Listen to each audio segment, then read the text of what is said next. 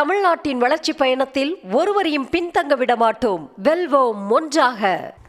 சிவகங்கை மாவட்டம் காரைக்குடி அருகே ஓய்வு பெற்ற ஆசிரியை வீட்டிற்குள் புகுந்த மங்கிக்குல்லா திருடன் அவரை தாக்கி கட்டி போட்டு 30 சவரன் தங்க நகையை கொள்ளையடித்துவிட்டு பின்வாசல் வழியாக தப்பி ஓடியுள்ளார்.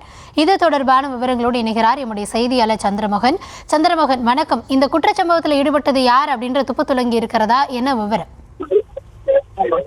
வணக்கம். காரைக்குடி காதி நகரில் வசிக்கும் ஓய்வு பெற்ற ஆசிரியை ஆயக்கலை செல்வி. இவரது வீட்டிற்குள் நேற்று இரவு மங்கிக்குள்ளா அணிந்து வந்த இருவர் அவரை தாக்கி கட்டி போட்டு 30 சவரன் தங்க நகை மற்றும் 10,000 ரூபாய் ரொக்க பணத்தை கொள்ளையடித்து சென்றனர்.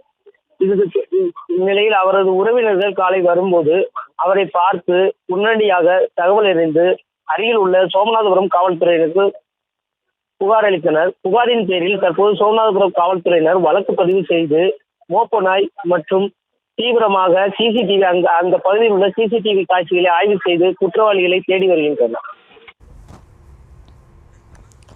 விவரங்களுக்கு நன்றி சந்திரமோகன். தமிழ்நாட்டின் வளர்ச்சி பயணத்தில் ஒருவரையும் பின்தங்க விடமாட்டோம். வெல்வோம் ஒன்றாக.